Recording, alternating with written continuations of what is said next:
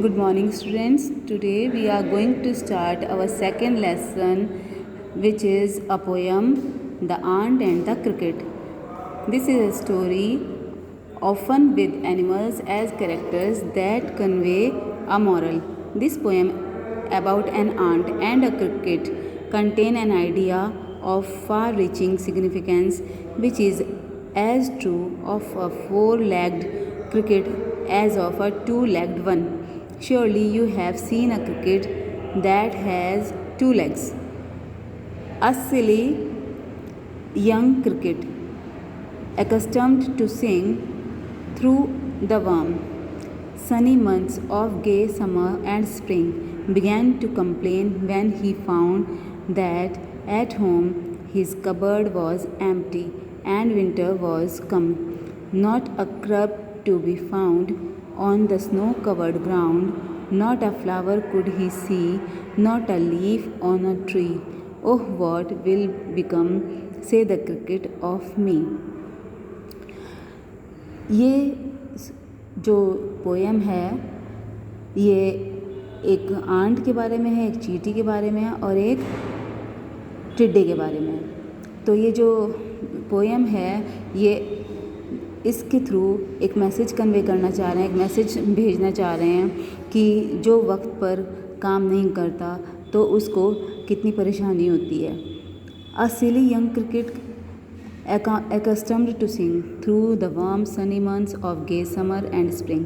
तो ये जो टिड्डा था ये गर्मी के मौसम में और बरसात के मौसम में गाना गाता रहता था और डांस करता रहता था।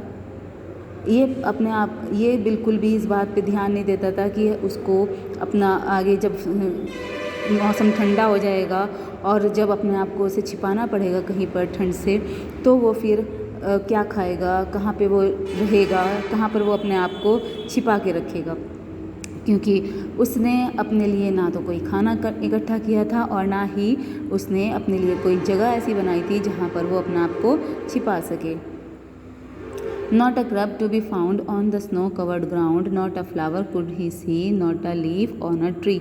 अब जो उसको जब विंटर्स आ गए थे, जब सर्दियाँ आ गई थी तो उसको कुछ भी नज़र नहीं आ रहा था, कोई पेड़ पर कोई पत्ते नहीं था, कोई फूल नहीं था और वो सब जगह ढूंढ रहा था कि वो कहाँ जाए और क्या खाए।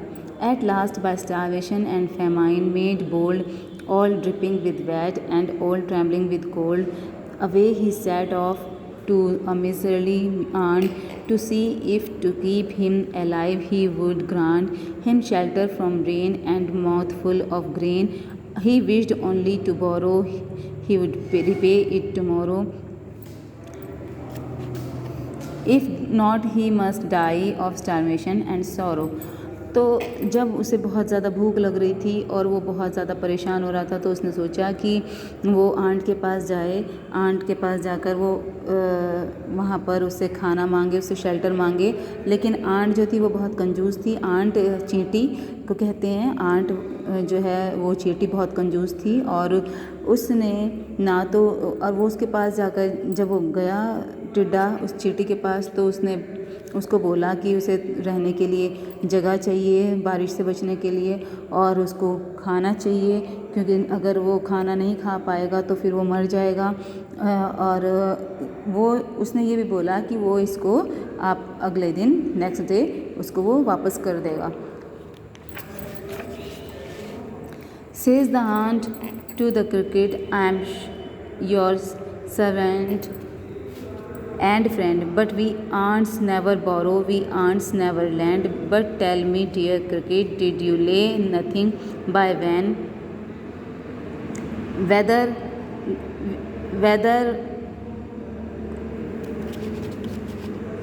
Weather was warm, quoth the cricket, not I.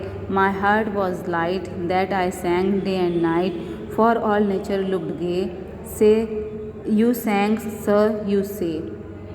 तो जब वो आंट के पास गया तो आंट ने बोला कि हम आंट जो हैं आपके सर्वेंट हैं, आपके फ्रेंड हैं, लेकिन हमारे आंट में एक आदत होती है कि हम ना तो किसी को कोई उधार देते हैं और ना हम किसी से उधार लेते हैं। हमें अपना काम अपने आप करते हैं, हम किसी से ना कुछ लेते हैं ना कुछ देते हैं।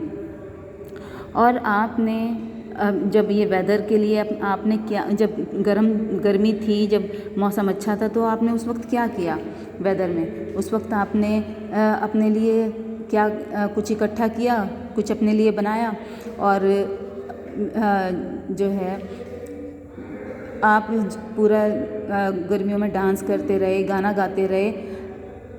अब मेरा दिल ये कह रहा है कि अब भी आप ऐसा ही करो।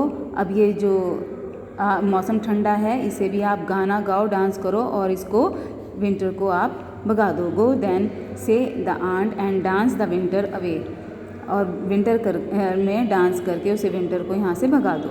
Thus ending, he hastily lifted the wicket and out of the door turned the poor little cricket. Fox called this fable, I'll warrant it true. Some crickets have 4 legs and some have 2. Adapted from Aesop's fable. तो ये जो है poem, इसमें उन्होंने बताया है कि कुछ क्रिकेट ऐसे होते हैं, कुछ टिड्डे ऐसे होते हैं जिनकी 2 टांगें होती हैं, कि कुछ टिड्डे ऐसे होते हैं जिनकी 4 टांगें होती हैं। लेकिन इस टिड्डे ने अपने लिए कुछ भी नहीं किया। ये बेचारा ऐसे ही परेशान होता रहा और उसने अपने लिए ना खाना इकट्ठा किया और ना ही अपने लिए उसने रहने की कोई जगह बनाई। तो ये एक मैसेज सेंड कर रहे हैं सब बच्चों के लिए कि हमें हमेशा अपने वक्त पर काम करना चाहिए। Here this poem is finished. अब आपको ये पोएम को अच्छे से पढ़नी है और बाद में इसके जो है हम क्वेश्चन आंसर्स भेज देंगे। Thank you.